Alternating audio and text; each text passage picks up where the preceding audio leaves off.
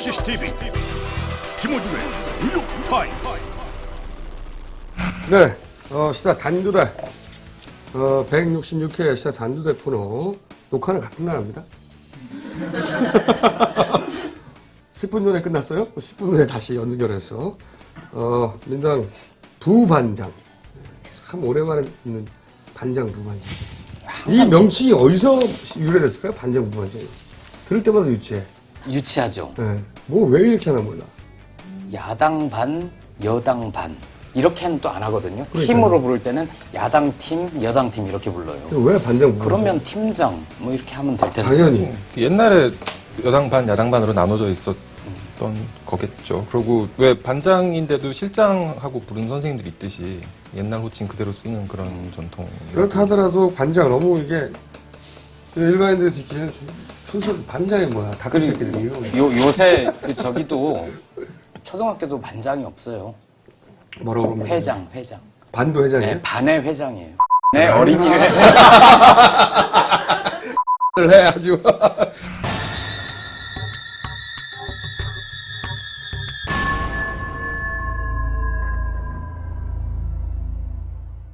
하여튼 좀 바꿔줘 이거 부반장 반장이고. 알겠습니다. 그렇게 얘기하고 계신 분은 총수라는 호칭을 갖고 계시죠.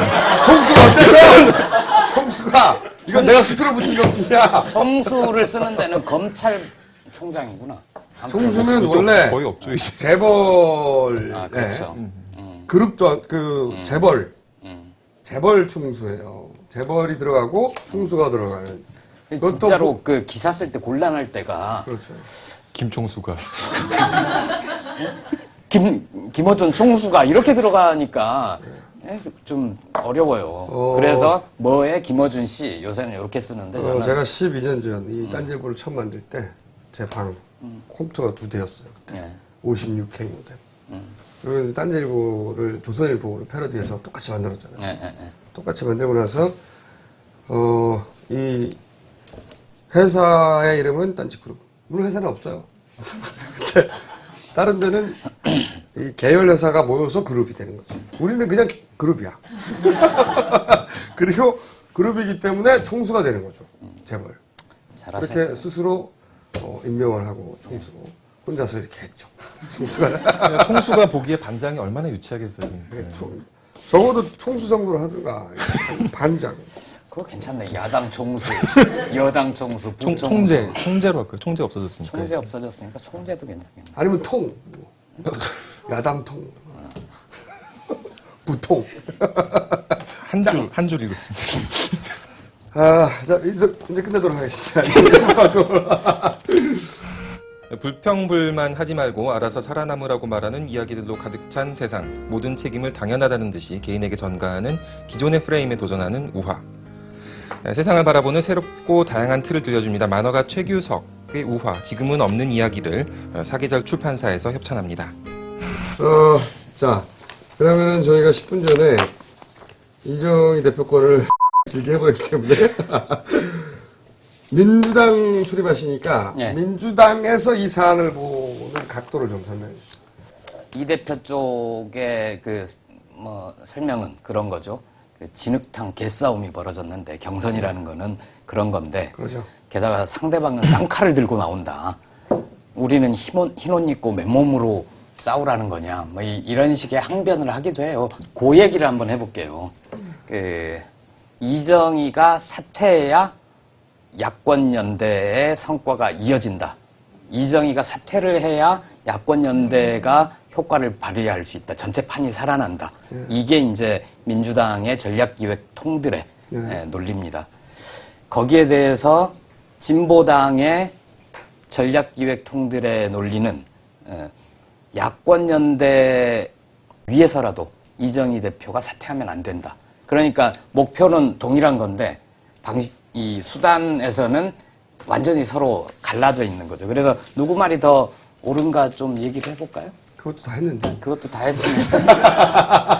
그러면은 뭐 해요? 민주당 내에서 예를 들어 저는 저런 게 궁금합니다. 네. 이제 민주당의 뻘짓 중에 하나가 이 틈에 아무 근거가 없는 결정은 아니지만 네.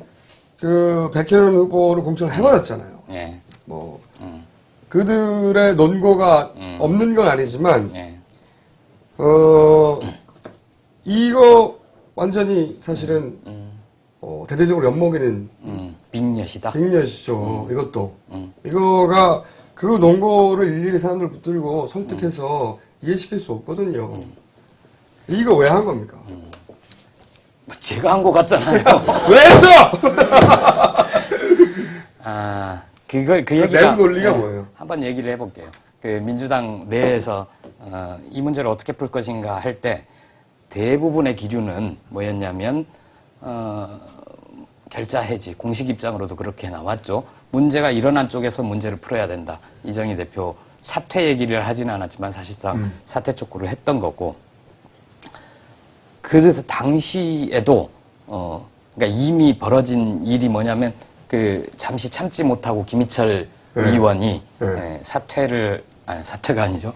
탈당을 하고 무소속 출마 선언을 해버렸죠. 그 전날 회의에서도 그 네 군데 지역 은평을 덕양갑 고 소위 진보 4인방이 나온 그래서 문제를 삼기 시작한 네 군데 후보 전부를 일단 공천장을 다 주자는 의견이 있었어요. 자, 그 논리 중에 하나가 뭐냐면 이제 그렇죠.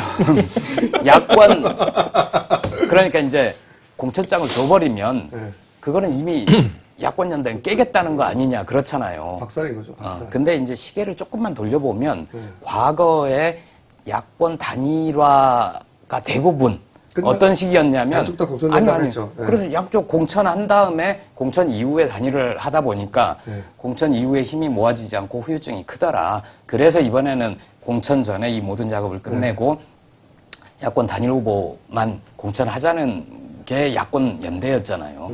근데 이제 그 상황이 그렇게 되니까 이 내부를 저기를 못하면 일단 민주당, 진보당 모두 다 후보 등록을 한 뒤에 이 논의를 좀 더 이어가 보자 그런 논리였어요. 말도 안 되죠. 지금도 안 되는데 그 나중에 돈 쓰면서 선거운동 한 다음에 그게 되나요? 됐던 게 저 재작년 보궐선거 중에 장상 후보와 천호선 후보 단일화 때는 예외적인 경우라고. 굉장히 뭐 예외적이었고 사실상 실패한 그래서 졌잖아요. 경우였죠. 그래서 졌고 그 룰을 이미 대중한테 다 공표했기 때문에 그 룰을 이런 사건이 생긴 다음에 다시 바꾼다는 건 설득이 안 돼요. 그러니까 그건 제가 보기에는 민주당 내부에 지도력이 없는 거죠. 내부 반발이 막 올라올 거예요. 우리도 억울하다 막 여기도 억울하다 그럴 때 제압하지 못하는 거죠. 그게 없으니까 3달 동안 다 까먹은 거죠. 그러니까요. 지도력의 문제라고 봅니다. 지지율을 다 까먹었다는 거죠. 어떻게 만들어낸 지지율인데 그걸 다 까먹어버렸어. 누가 까먹었나요? 그 지도부 전체가 책임져야 되는 거죠. 만약에 이번에 예를 들어서 박영선 최고위원이 내부 사장이 이따 손 치더라도 던진다든가 혹은 정동영 보이지 않는 손 언급한다든가 이거는 그분들의 사정이 아무리 절박해도 일단 자기만 살자는 거거든요. 그렇죠. 난파선에서 나 먼저 뛰어내리겠다. 나는 이 모든 흐름에 사실은 저항해 왔고 나는 이렇게 되지 않기를 원했고 그렇게 저항했는데 나 혼자 힘으로 막을 수 없으니 뭐 이런 제스처거든요.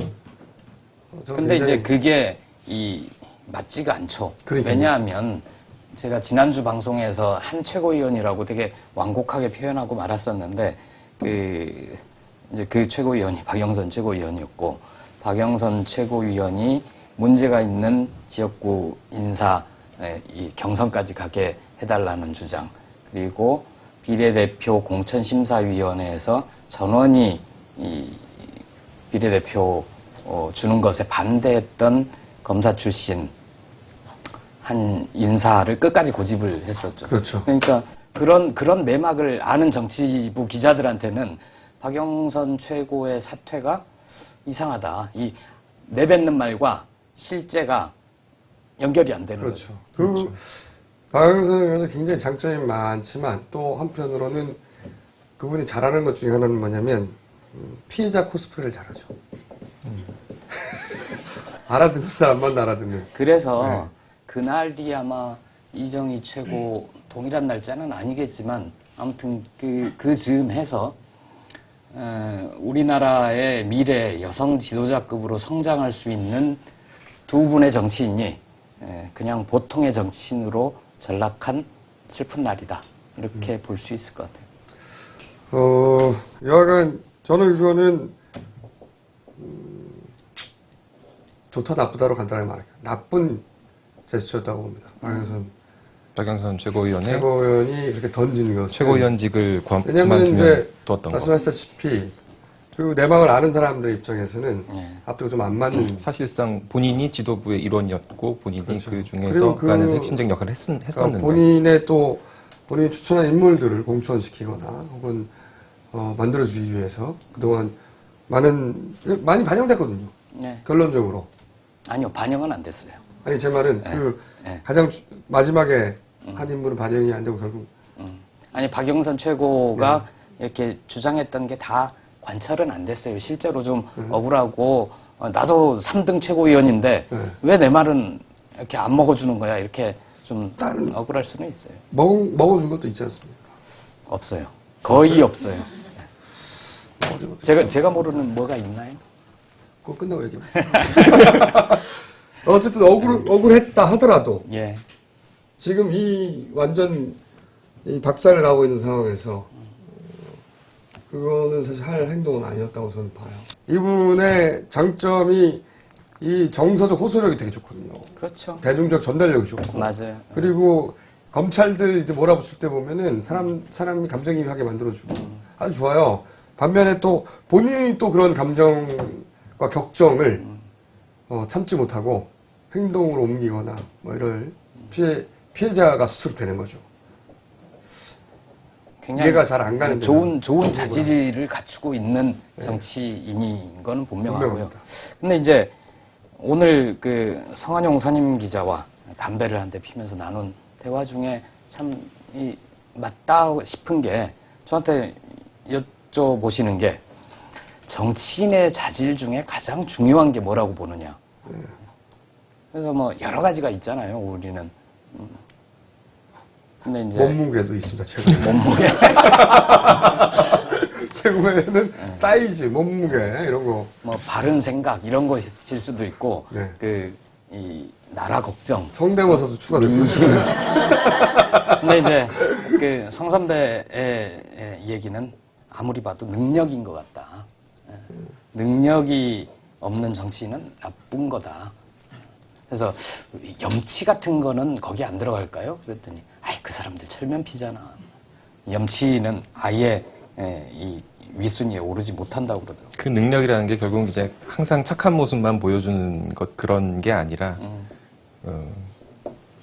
필요할 때는 악역을 맡을 각오도 해야 되고 그리고 실제 휘두를 수도 있어야 하고. 일을 만들어 가야지. 그죠. 그리고 저는 그 능력이라는 말 중에 저런 거는 동의해요.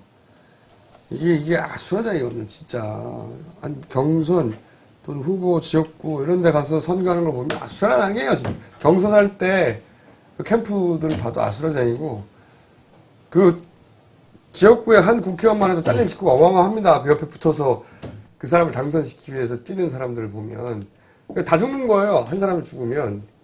그래서 악의가 되죠, 악의가. 어느 정도는.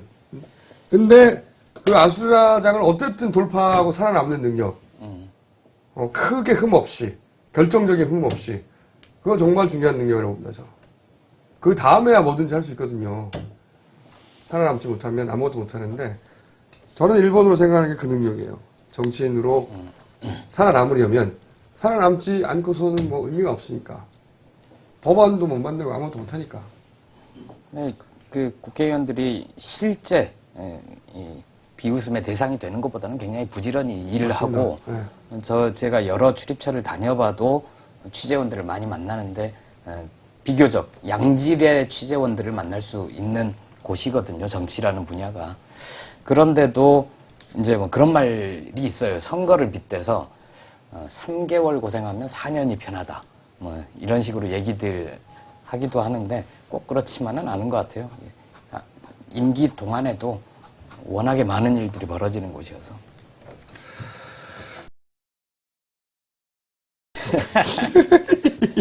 선거운동 아니에요, 그거? 예? 선거운동 아니에요? 간접적인 선거운동. 고발해! 벌금 낼 테니까. 우리 선거법이 네. 누구를 당선시키거나 낙선시키려는 목적을 가지고 하는 모든 행위, 뭐 허가받지 않은 자가 뭐 그런 식으로 돼 있을 거예요. 근데 선거법 위반입니다. 뭐 받아들이겠습니다. 근데 그렇게 맞는 말씀인데 그게 101조입니다. 근데 웃긴 게 손수조 박근혜 카퍼레이드를 우발적으로 했다. 우발적이죠, 그거. 아니 가만 생각해 보시면 진짜 웃긴 게 그들의 설명대로 한다면 이렇게 된 거거든요. 차를 갈아탔잖아요. 우발적으로 거기 대기시켜 놓은 거야. 차를 갈아탔거든요. 해필이면 뚜껑 열리는 차. 네. 또 하필이면 원래 구멍이 작아요. 큰 걸 우발적으로 구멍이 큰 거야. 제일 웃긴 건 이거예요. 타자마자 나왔거든요. 거의 10초도 안 돼서.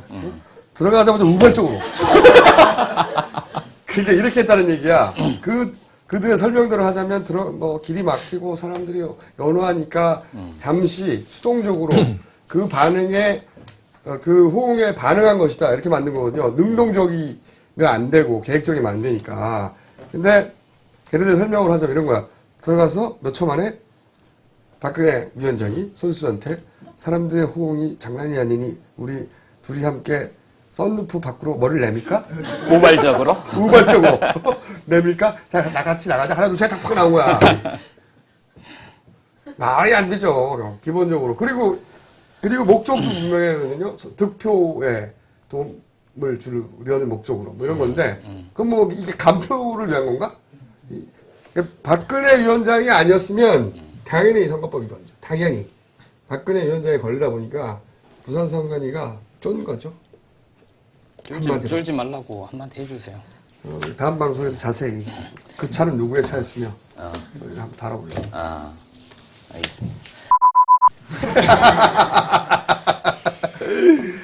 말이 안 돼. 야권 연대 얘기를 좀 해보면 전체적으로 야권 연대는 찌그락바그락 하고 있고 이게 이 판이 계속 이어질지 어쩔지도 모르겠는데 뭔가 이 결정적인 오늘 시민사회 원로들은 그런 표현을 썼는데 국민들에게 감동을 줄 수 있는 뭔가의 이벤트가 없으면 이거는 야권 연대의 틀은 남아있으되 내용적으로는 이미 양쪽의 지지자들이 갈등하고 또 투표를 할 동력을 잃어버리고 그래서 좀 걱정이 되는 거죠. 그래서 뭐 취재를 하다 보니까 제가 작년 11월부터 민주당을 출입하기 시작했는데 1월에 전당대회 효과 당시만 해도 이 총선 의석수를 전망할 때 한 3단계로 해볼 수 있을 것 같아요. 자꾸 이정 얘기로 돌아가서 딴 얘기를 해보면 그때만 해도 민주당 내부에서는 단독 과반수 얘기가 나왔었죠. 민주당이 야권 연대 이것까지만 아름답게 해내고 양당 지지자들 투표하러 달려나오고 또 20, 30대 젊은이들까지 나오고 이러면은 단독으로 과반수 할 수 있지 않을까. 비례대표까지 포함입니다, 이거는. 그랬는데 그게 이제 한 차례 물 건너가서 그러면은 야권 연대로 즉 민주당과 통합진보당, 진보신당까지 합친다면 요 당들이 합쳐져서 과반수가 되는 즉 일당을 한나라당이 되더라도 의석수로는 가장 많더라도 야권이 연합을 하면 과반수 이상을 차지해서 서로 뭐 정책 협약도 하고 그랬으니까 사실상 이 국회 세력의 교체를 도모할 수 있었고요. 근데 그것도 이제 좀 어려워지는 것 같고 오늘 민주당 내부는 이제 여러 가지 악재들이 겹치고 해서 결국은 이번 건으로 해서 야권 연대 혹은 통합진보당, 민주당 두루 다 영향을 받겠죠. 여기에서 5석, 10석, 몇 석을 더 잃게 될 것인가 계산을 들어갔어요. 그러면 이쪽이 5석을 잃으면 이 한나라당이 5석이 많아지죠. 격차가 10석 차가 돼버리는 거예요. 확 뒤집힐 수 있죠. 그래서 보면 이제 객관적으로 본다면 앞으로 한 20일 남아 있고 그 사이에 또 한국 정치가 얼마나 많이 진동을 하겠습니까?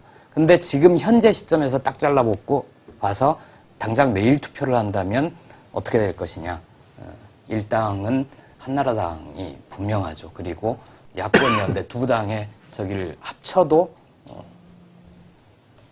한나라당 의석수에 미치지 못할 수가 있고요. 그래서 굉장히 좋은 조건에서 출발을 하고 이 땅이 참 좋았는데 농부들이 농사를 참 잘못 짓고 있다. 그러니까 국민들 입장에서 보면 야권 지지자들의 입장에서는 이 선거를 좀 편하게 보면서 막 아등바등하지 않고 조바심 나지 않고 편하게 보면서 즐기고 총선 끝나고 나서는 잔치를 벌이는 그런 식으로 할 수도 있었는데 국민들만 고생하게 생겼. 저도 지금 현재 기준으로는 동의하는데 예. 일부에서도 말씀드렸듯이 예. 그만큼 이기고 싶은 마음이 강한 거거든요. 예. 애달파하는 게. 그러니까 적절한 계기 한두 가지만 있어도 사람들 투표장에 나옵니다. 저는 아직도 여전히 이길 수 있다고 생각해요. 그 정치부 기자가 이 판을 잘 읽을 거다라고 보통 오해들을 하잖아요.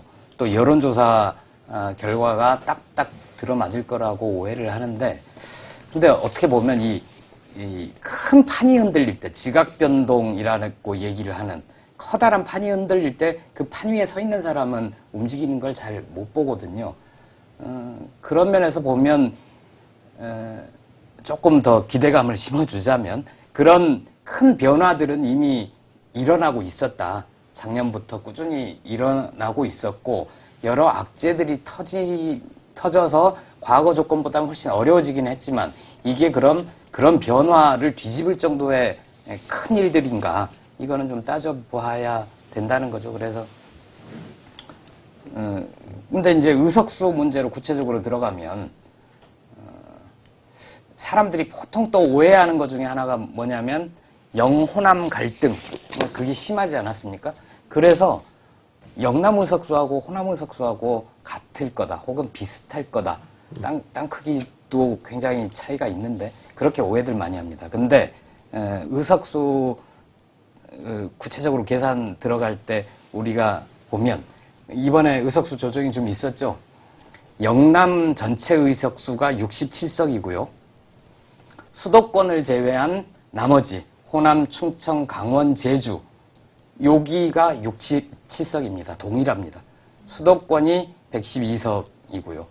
그러니까 그 영남에서 의미 있는 의석수 원래 목표는 한 10석까지 생각을 했었죠. 근데 부산, 경남 서부벨트 이쪽에서 이런 분위기라면 5석 어렵거든요. 그러면은 새누리당은 기본적으로 62석 먹고 들어가는 거예요. 그죠? 네. 그래서 이게 어려운 싸움인 거예요. 사람들이 20, 30석밖에 안 되는 줄 아는데 서울 빼면 절반을 다 먹고 있어. 얘네들이. 어려운 싸움인 건 몰랐던 것도 아닌데 이게 근데 지금 한 3개월 가량 12월 말 한나라당이 비상대책위원회를 꾸리고 또 그 민주당을 비롯한 야권 쪽은 통합 움직임이 굉장히 본격화되어 있는 그 시기와 지금 비교해 봤을 때 지지율 격차가 엄청나게 지금 뭐 역전이 된 건데 엄청나게 됐어요? 됐는데 엄청나지는 않은 것 같아요. 어쨌든 지지율 그 격차로 보면 요렇게 해서 차이로 보면 그렇지만 새누리당이 잘하고 있어서 높아진 건 아니거든요. 비교해서 누가 못하나 해서 새누리당이 조금 덜 못해가지고 그래서 저는 이런 기사가 나쁜 기사라고 보는 거예요. 왜냐면 박근혜 대세론이 부활한 이유 이렇게 말해버리면 부활한 게 기정사실이 되는 거고요. 그리고 마지막에 야당의 앞날이 캄캄하다. 야당의 앞날이 캄캄할 줄 어떻게 알아? 앞날인데. 근데 우리 진보 진영에서는 이렇게 칼을 던져서 정신 차리라고 하는 거죠. 근데 이 사람들은 이걸 읽고 실망해요. 떠나. 그렇기 때문에 거꾸로 아까 제가 말씀드린 대로 여기서도 희망적인 부분이 있다. 저는 그렇게 생각해요. 실제. 아까 똑같은 얘기 반복하네 오늘. 다른 날 나가니까. 그럼 자꾸 잘한다. 그게 아니라 좋은 측면은 다. 좋은 측면도 있는, 예를 들어서 똥에도 물결이 있는 겁니다. 다 물결이 있고. 근데 그 생각을 해보면 예. 아까도 똑같은 얘기를 했는데 우리가 어떤 특정 지역구의 공천 결과 이 지역구뿐만 아니라 이정이 상당히 많은 지역구의 공천 결과를 놓고 사람들이 그 정치부 기자가 아니라 대형 커뮤니티나 이런 데를 보면 그 하마평이 굉장히 치열해요. 자기들끼리. 그러니까 사람들이 이 공천이 잘 돼서 정말로 야당이 이기길 바라는 마음이 정말 간절한 거예요. 예전에는 후보가 누군지, 우리 동네 후보가 누군지 잘 몰랐어요. 그랬죠. 모르고 그 사람의 정당만 보고 판단을 했지, 그 사람이 뭐 어쨌다니, 그리고 이 이정희 대표 건이나 또 뭐 다른 건 가지고, 백혜련 검사 건 가지고 막 네티즌들이 온라인상에서 설전을 벌이고 그러지 않았다고요. 그 자체가 이기고 싶은 거예요. 그렇죠. 잘해주길 바라는 거예요. 맞아요. 예. 그 열정이 강하기 때문에 사실은 작은 신호라도 그런 게 있으면 사람은 크게 받아들입니다. 내가 움직일 이유를 달라는 거거든요. 예. 움직일 이유를 안 줘. 이 진보 매체에서는 자기들이 날카롭게 비판한다는 것에서 스스로 존재 가치를 찾는 거예요. 날카롭지도 않아. 왜 그래? 갑자기 매체 비평 시간이 되고. 어쨌든 아까도 그랬어요. 아까도 그래. 안타까운 거지. 그러니까 커봐 잘못한다. 원래 기자들이 그런 걸 잘하는 족속이긴 해요. 족속이긴 한데 거꾸로 이제 보수 매체들이 자기들이 프레임을 짤 때 앞면 싹 깔고 그 보수 정치 진영의 스케줄에 자기들 싱크하거든요. 막 그렇게까지는 아니어도 선수도 파견하잖아요. 그렇죠. 선수도 파견하고 이번에 뭐 중앙일보 누구죠? 뭐 비례된 중앙일보 논설위원 이상일 논. 박근혜 칭찬하더니 거기 갔대? 에휴, 쪽팔리지도 않나? 그럼 이걸 쓰지 말든가. 자기가 거기 갈 거면. 좀 일찍 그만두던가. 그러니까 제 말이 그 말이에요. 박근혜 칭찬하는 글 쓰다가 글로 갔더라고. 비례로. 그러니까 이기는 거야. 쪽팔림이 없어.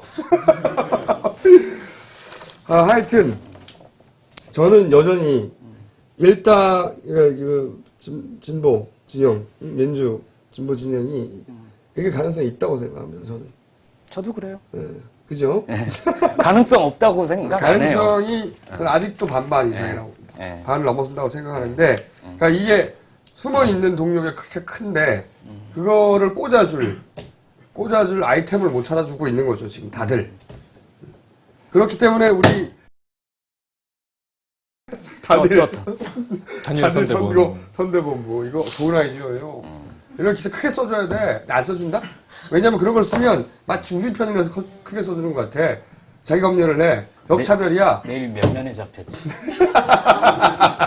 이게 뭐 방송 나올 때 벌써 나온 단어라서.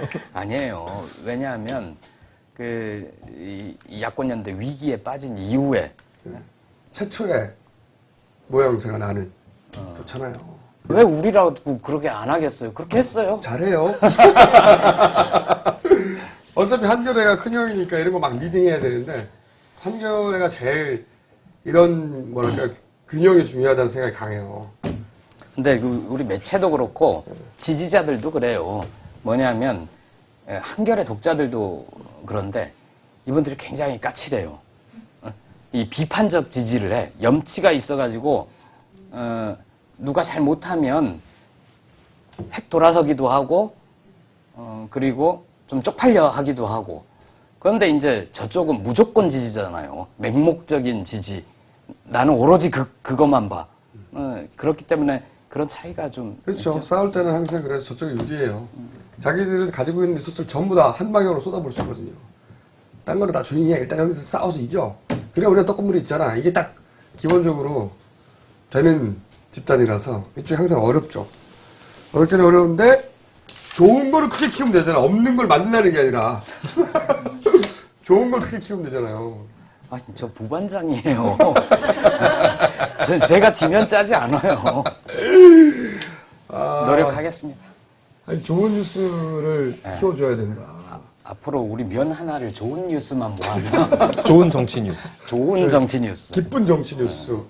우리가 이길 수 있다. 이 메시지 만들어내진 않더라도 뉴스의 밸류를 부여하는 데 있어서 필요하다는 거죠. 걔네를 만들어도 내잖아. 균형 감각을 위해서는 또 이제 반대도 쉽겠죠.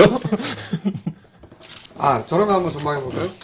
예를 들어서 문재인과 안철수는 손을 잡고 총선에 나타날 것인가 뭐 이런 거. 관심사 중에 하나 주는 거. 안 나타나죠. 이 안철수 담당 기자. 안철수 담당하면 뭐 만날 수가 없는데.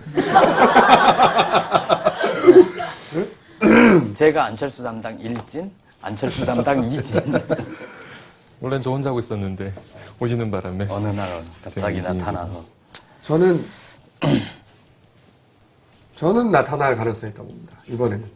그것도 예전에 박원순 시장 같이 막판에 잠깐 뭐 있고 이런 게 아니라 어딘가에 짠 하고 소위 말해서 지역에 나타날 가능성이 있다 이번에는.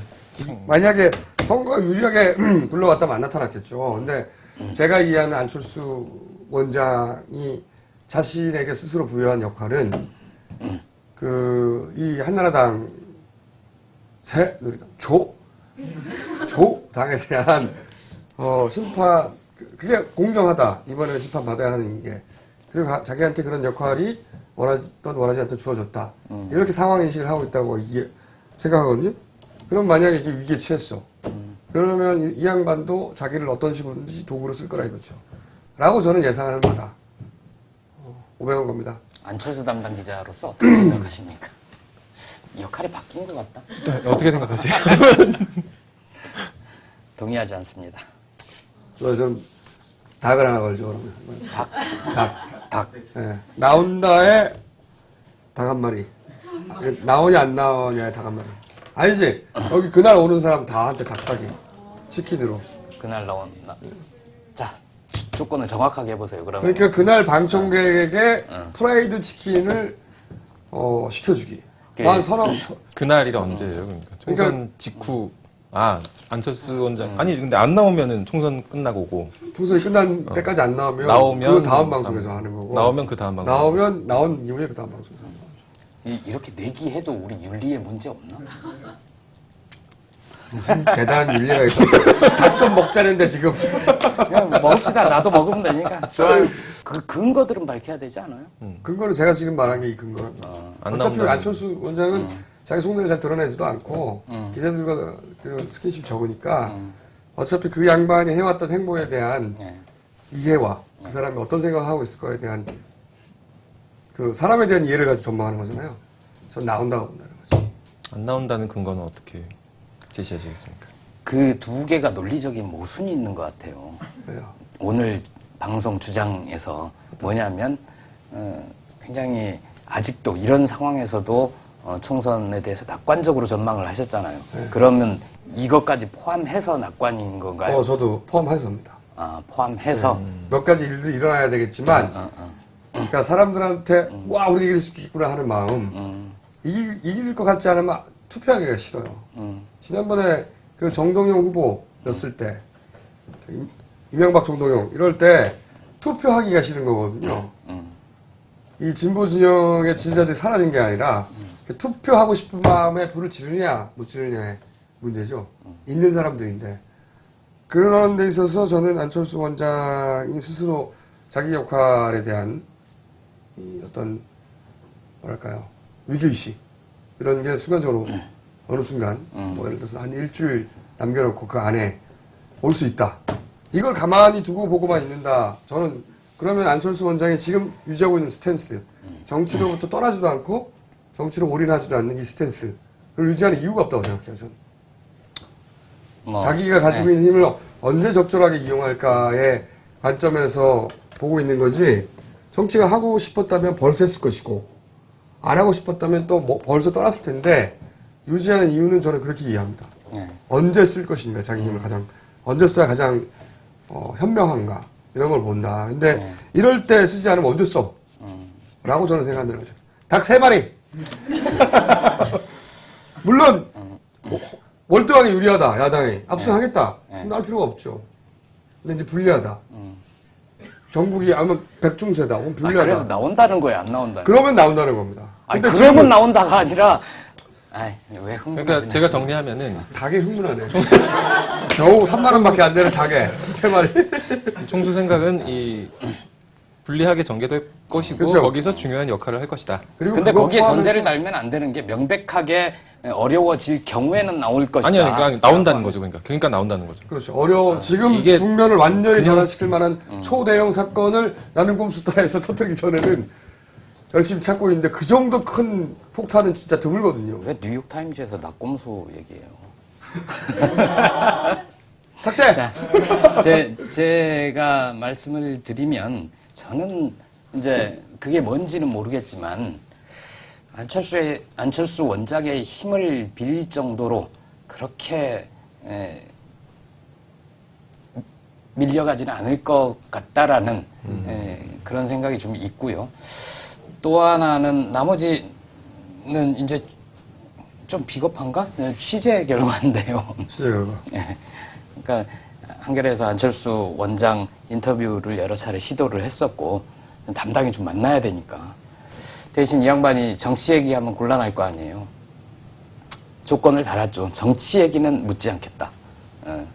그 양반이 뭐 경제 얘기도 하고 사회적 공헌활동, 기부, 재단 뭐 이런 얘기로도 괜찮다. 일단 보고 우리 인터뷰를 좀 하자. 그 제안을 했을 때 그쪽 얘기 가운데 하나가 총선 때까지는 이라고 얘기를 한 게 있어서 뭐 그런 근거로. 그것도 직접 그런 표현을 썼다니까 일단 현재까지는 믿어주는 거고 또 하나는 최근에 그게 있었잖아요. 안철수 원장 비례대표 1번 제안 이게 얘기가 있었는데 그 얘기 듣고 많은 사람들이 이제 안철수 원장이 여자였어? 뭐 이렇게 비례대표 1번 때문에 근데 그거는 의무 규정은 아니더라고요. 아무튼 그거 때문에 그거 어디가 썼어요? 그게 참 의아해요. 그러니까. 뒷얘기를 살짝만 들려드리면 연합뉴스가 요새 파업을 하잖아요. 그래서 연합뉴스 기자들이 거의 일을 안 하거든요. 이 뭐 흐름을 쫓기 위해서 나와서 있기는 하는 분도 몇 분 있는데 근데 조합원이 아닌. 그렇지. 네. 조합원이 아닌 기자 한 명이 있어요. 그 한 명이 지금 엄청난 파워풀하게 일을 하고 있는 거예요. 기사도 막 하고 쓰고 다른 기사도 쓰고 심지어 이 기사까지 특종을 했죠.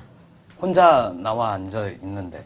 근데 보면 이 얘기가 어디서 나왔을까? 누가 흘렸을까?